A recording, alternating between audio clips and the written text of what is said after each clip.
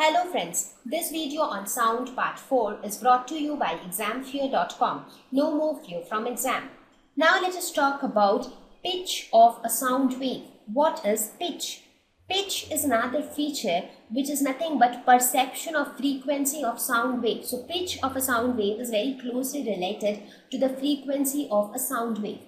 A sound wave with higher frequency has higher pitch, and a sound wave with a lower frequency has a lower pitch.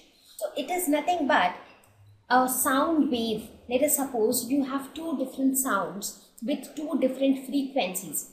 So a lower sound frequency sound will be perceived in a different way by the brain. Similarly, the higher frequency sound will be perceived in a different way by the brain. So two sounds which are maybe the similar type of sound produced by two different sources will appear or will sound different. For example, let us compare the sounds produced by a guitar and the sound produced by a piano.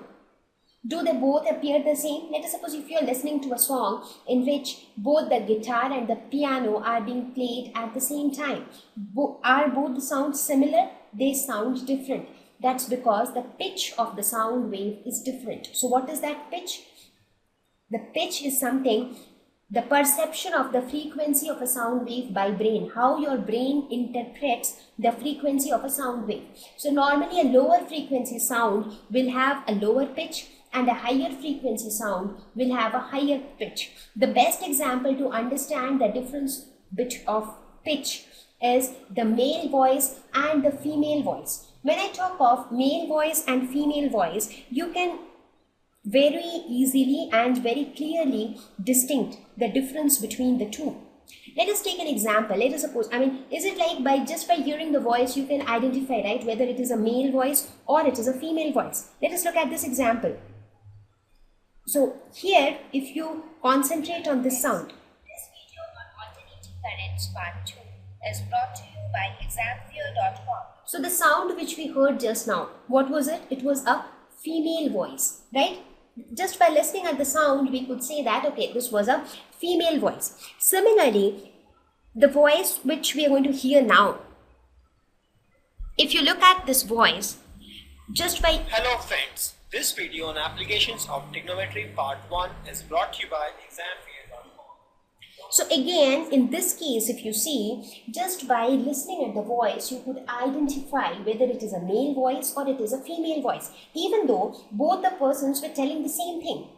The content was the same, whatever they were speaking were the same, but both the sounds had different pitches. So a female voice normally has a higher pitch than a male voice, right? So even though you speak the same thing, different sounds have different pitch, right?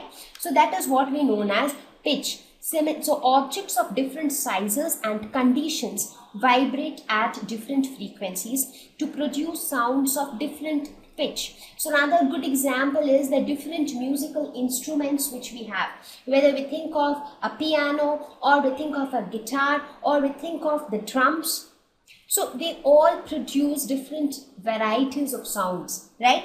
And those different varieties of sounds, how are they produced? They are produced because the objects or the instruments are differently designed. They are made to vibrate under different conditions so that they produce sound with different frequencies. And sounds of different frequencies are interpreted by the brain in different ways. So higher frequency sound will have higher pitch, lower frequency sound will have lower pitch, right? So you understand what is higher pitch, what is lower pitch? Compare the male voice and the female voice. Male voice is little hoarse, female voice is little sharp, right? So that sharp kind of voice are considered to be at a higher pitch than the hoarse kind of a voice, right? Okay. So when I compare the low pitch sound with the high pitch sound graphically, how does it look like?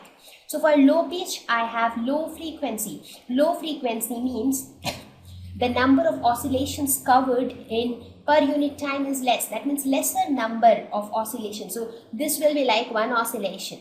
So from here. So this is like one oscillation. It is starting from here. So this part to this part is one oscillation. One oscillation means the oscillation up to which your pattern is not repeating. For example, if it starts here, this is one oscillation. After that, it is the same repetition. Again, it is the same repetition, right? So here it is like one oscillation, two oscillations, right? But if you see the next figure here, it completes 1, 2, 3. By the time it completes just one oscillation, it is able to complete 1, 2, 3 oscillations, right? So it has higher frequency. So this lower frequency sound will have a lower pitch, and this higher frequency sound will have a higher pitch as well,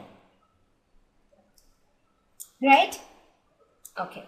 Let us now talk about the amplitude of a sound wave. What do we mean by amplitude of a sound wave? So amplitude basically determines the loudness or softness of sound. That means the volume of sound. While listening to music, you would have seen that sometimes you increase the volume so that the music is very loud.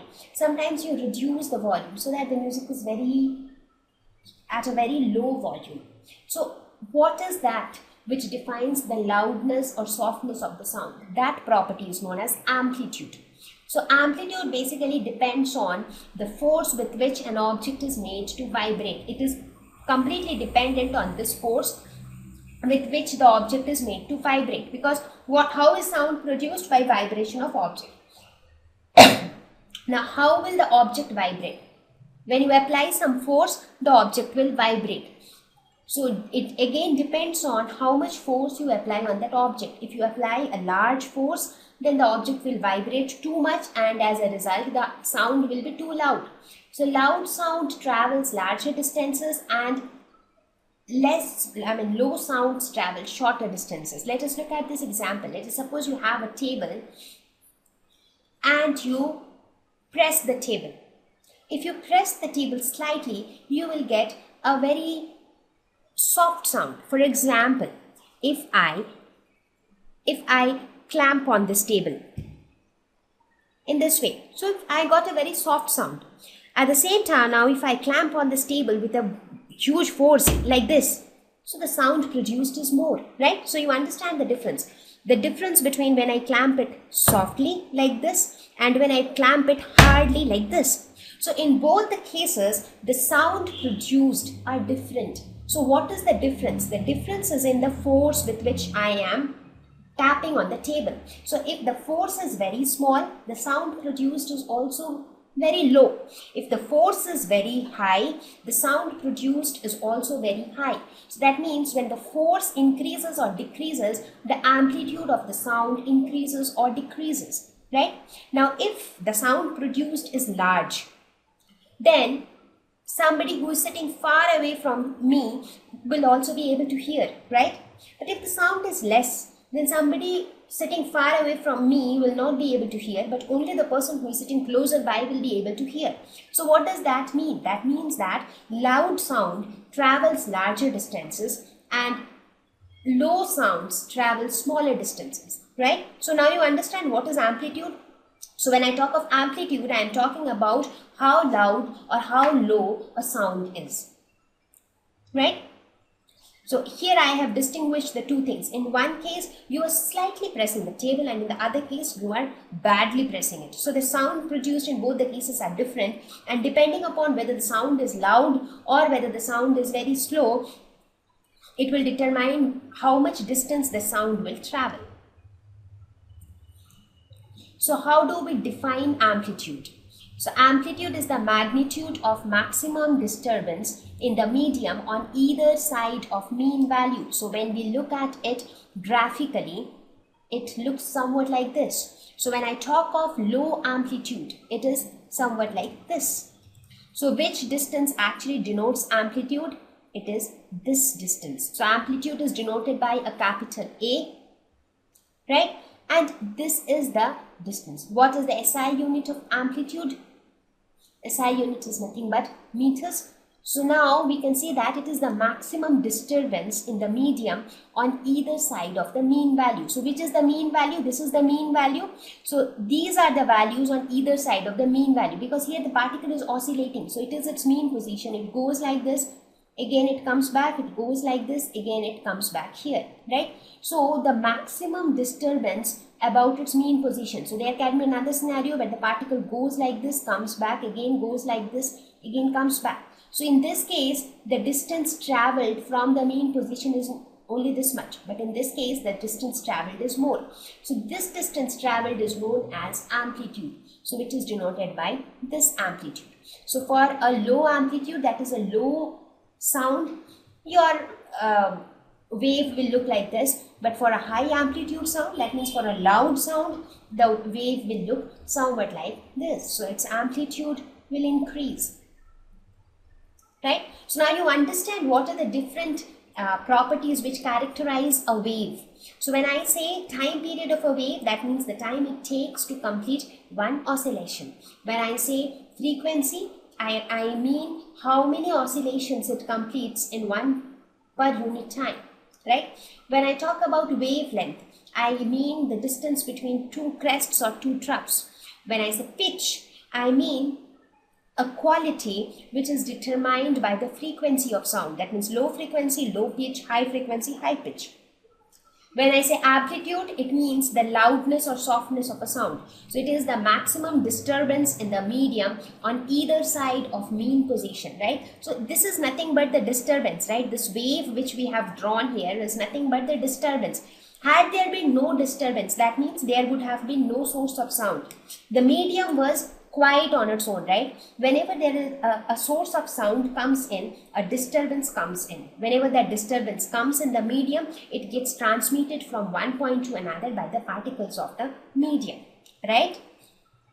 See friends, try to understand the concepts very clearly. It is not that you will just memorize what is amplitude, what is frequency, what is time period. You try to understand it, how sound travels in a medium. Sound doesn't walk or sound doesn't run actually. It is because of a disturbance which comes into the medium, the source of sound which comes into the medium, and the particles of the medium will then propagate the sound. Now, when the particles of the medium propagate the sound in this fashion, that compressions and rarefactions are created.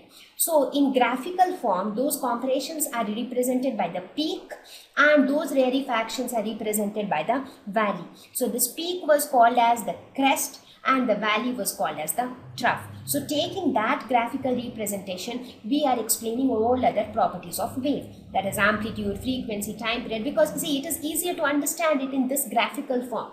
It will be little more tedious to understand these things in the compression rarefaction format, right? Okay. So with this, let us go to the next property, that is quality of a sound. What defines the quality of a sound? Quality of sound distinguishes sounds of same pitch and loudness. Let us suppose if we have two sounds which are of same pitch, that means they are of the same frequency, and they are of the same loudness, that means the volume is same, that means the amplitude is same. So if we have two sounds which has same amplitude and same frequency, how can we distinguish between the two sounds? So quality of a sound is again something which distinguishes between two sounds of same pitch and loudness. So sound which is pleasant to hear is said to be of rich quality. On the other hand, sound which is unpleasant to hear is said to be of poor quality, right? So now when I talk of this, when I talk of pleasant sounds, what are the pleasant sounds that come to our mind, right? There can be many pleasant sounds which we can talk about. Let us suppose, if you imagine the sound of a piano, something like this. So this kind of sound, right?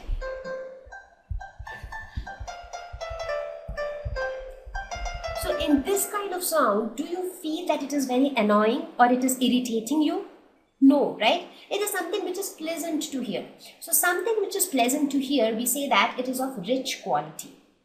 At the same time, if you hear something which is like extremely annoying and it is like some noise, some people crowded over some area and they are fighting with each other, they are making huge noise there. So what do you say? You say that is something which is unpleasant to hear. So you say that sound as a poor quality sound. So that is the role of quality of sound. So even though both the sounds, maybe that musical sound and the chaos which is created in a classroom or the chaos which is created on a roadside, maybe both the sounds have the same volume, maybe the amplitude of the sound is the same, the loudness is the same, maybe the pitch is also the same, that is the frequency of the sound is also the same.